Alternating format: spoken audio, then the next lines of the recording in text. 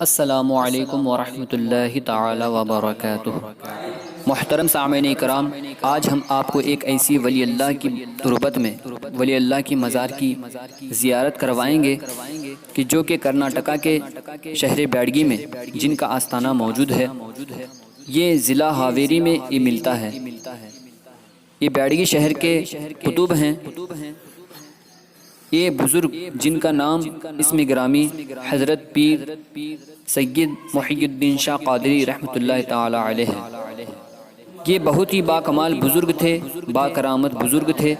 ہم نے اپنے کانوں سے یہاں کے آس پاس کے بسنے والے مسلمانوں سے، ان کے چاہنے والوں سے سنا ہے، ان کی زبانی سنا ہے کہ یہ مزار قدیم زمانے میں بہت چھوٹی تھی۔ یہ قدیم زمانے کی مزار ہے، یہ بہت چھوٹی تھی، لیکن اب الحمدللہ کئی گنا بڑھ گئی ہے، آپ خود بھی دیکھ سکتے ہیں۔ اور اصل بات یہ ہے کہ یہاں اپنے تو اپنے بلکہ غیر بھی، ہندو کافر بھی یہاں پر اپنی حاجت لے کر، اپنی منت لے کر آتے ہیں۔ تو دوستو، آج ہم آپ کو یہ بھی بتائیں گے کہ جو کچھ لوگ مزارات پہ جانے سے روکتے ہیں، چادر چڑھانے، پھول چڑھانے پر جو بدعت کے نعرے لگاتے ہیں، مزارات پہ جانا اور پھول اور چادر چڑھانا، فاتحہ دلوانا، دعا مانگنا، یہ انبیاء علیہم السلام کی سنت ہے۔ تو محترم سامعین کرام، شروع تا آخر آپ بغور سنیں بھی اور اس مزار پاک کی تربت خاص کی زیارت بھی کرتے رہیں اور ان بزرگ کی فیوز و برکات بھی حاصل کرتے رہیں۔ تو محترم حضرات، آپ اگر ہمارے اپنے چینل میں سب نئے ہیں تو مہربانی فرما کر سبسکرائب ضرور کریں اور بیل آئیکن کو دبانا مت بھولیں۔ محترم ناظرین کرام، آج کچھ لوگ جو مزارات پہ جانے سے روکتے ہیں اور چادر چڑھوانے، پھول لگانے، فاتحہ دلانے، ان بزرگوں کی، اللہ والوں کی بارگاہ میں جا کر دعا کرنے سے جو شرک و بدعت کے نعرے لگاتے ہیں، تو محترم سامعین کرام، اس کی کھلی دلیل ہمیں قرآن پاک میں ملتی ہے۔ سورہ آل عمران کا آپ اگر مطالعہ کریں گے، واقعے کو پڑھیں گے تو الحمدللہ آپ کو ثبوت مل جائے گا۔ تو میں مختصراً طور پر، اختصار کے طور پر آپ تک میں یہ بتاؤں گا کہ حضرت حنان، حضرت عمران کی بیوی، جو کہ اللہ کے پیغمبر تھے، حضرت حنان حضرت عمران کی بیوی ہیں، صبر و شکر کی زندگی کاٹ رہے تھے اور ان کو اولاد بھی نہیں تھے۔ ایک باری اپنے حجرے میں سوئے تھے کہ دیکھا کہ ایک چڑیا اپنے گھونسلے میں بچے نکالی ہیں اور کہیں سے جا کر اپنے بچوں کے لیے دانہ اٹھا کر لاتی ہے اور ان بچوں کے منہ میں ڈال دیتی ہے۔ یہ منظر کو دیکھ کر حضرت حنان کا دل چوٹ کھا گیا اور عرض کی، اے پروردگار عالم، اے مالک و مولا، تو نے جانور کے بچے کو دیا ہے، تو نے جانوروں کو بھی بچے دیا ہے اور وہ بھی ان سے پیار کرتے ہیں اور میں اولاد سے محروم ہوں۔ اے مالک، اگر تو مجھے اولاد دے گا تو اللہ رب العزت نے ان کی گود بھر دی۔ حضرت حنان نے عرض کیا، اے پروردگار عالم، اگر تو مجھے اولاد عطا کرے گا تو میں بیت المقدس میں اس کو وقف کر دوں گی۔ اللہ رب العزت نے ان کی گود بھر دی۔ ہوتا یہ تھا کہ اگر پہلا بیٹا ہوتا تو اس بچے کو بیت المقدس کے لیے وقف کر دیا جاتا۔ 300 حجرے اس کے ارد گرد تھے، لیکن جب حضرت حنان کو اولاد ہوئی، اللہ رب العزت نے ان کو اولاد سے سرفراز کیا تو وہ بیٹا نہیں تھا بلکہ بیٹی تھی۔ حضرت حنان بہت پریشان ہوئی کہ ان کو مردوں کے ہجوم میں کیسے رکھوں گی۔ اے مالک و مولا، یہ تو بیٹی پیدا ہوئی ہے، یہ تو مجھے بیٹی دی ہے، اس طرح بیٹی دی ہے۔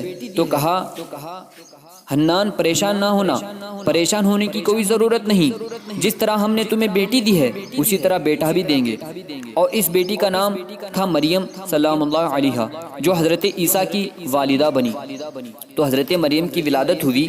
جب منت پوری کرنے کا وقت آیا تو انہوں نے شعور کی زندگی میں قدم رکھا تو اپنی منت یاد آئی، تو پھر پریشانی کے عالم میں پڑی کہ مردوں کے ہجوم میں اس خاتون کو کیسے رکھا جائے۔ تو یہ طے پایا کہ کوئی بوڑھا بزرگ آدمی اس کی کفالت کو اپنے ذمے لے لے اور اس کی ضروریات کا وہاں بھرپور خیال رکھیں۔ اور جب یہ طے پایا تو بہت سارے لوگ اس عالی مرتبت خاندان کے صاحبزادی کو اپنی کفالت میں لینے کے لیے بے چین ہو گئے، حتیٰ کہ لوگوں کا جب زیادہ تقاضا ہوا تو قرعہ ڈالا گیا، چٹیاں ڈالی گئیں، لیکن چٹی اتفاق سے نکلی حضرت زکریا علیہ السلام کے نام کی۔ سبحان اللہ، قرآن میں یہ واقعہ موجود ہے، سورہ آل عمران میں دیکھ سکتے ہیں کہ حضرت زکریہ علیہ السلام 120 سال کی عمر میں، اور ان کی زوجہ تھی 99 عمر کی، اور ان کو بھی کوئی اولاد نہیں تھی۔ اللہ کے پیغمبر تھے حضرت زکریہ علیہ السلام، اور حضرت زکریہ علیہ السلام اور سگے خالو تھے حضرت مریم کے۔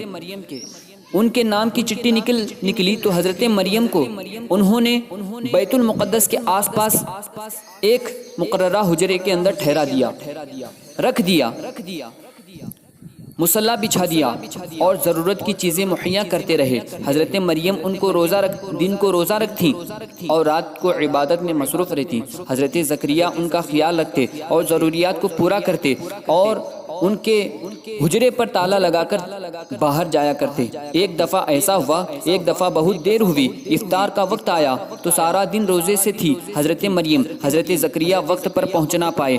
دل میں خیال آیا کہ آج دیر ہو گئی ہے، اور بیٹی مریم کو بھی روزہ بھی کھولنا ہے، افطار بھی کروانا ہے، تو جلدی جلدی گئے اور دروازہ کھٹکھٹایا، اور دروازہ کھولا تو وجد عندها رزقا، دروازہ کھولا تو کہا، کیا دیکھتے ہیں کہ وہاں بے موسم کے پھل پڑے ہیں۔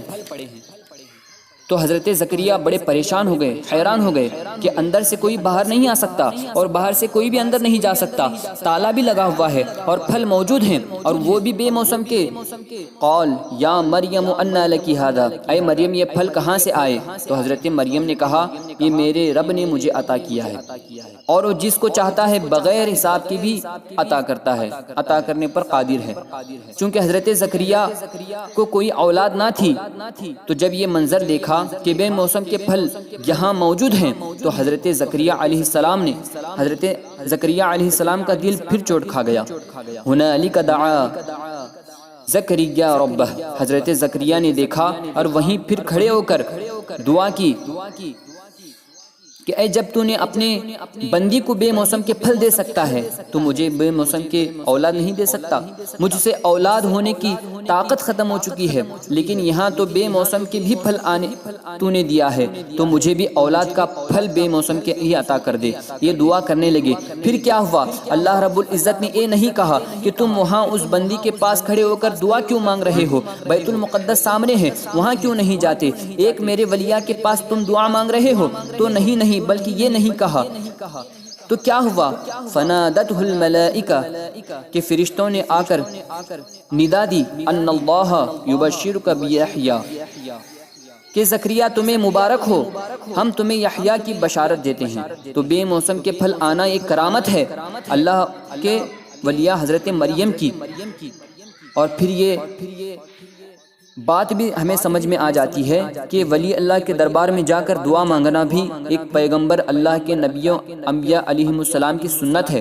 جہاں اللہ کے ولیوں کی بارگاہ میں جا کر جو دعا مانگی جاتی ہے، وہاں دعا رد نہیں کی جاتی بلکہ قبول ہو جاتی ہے۔ تو محترم سامعین کرام، اگر آپ کو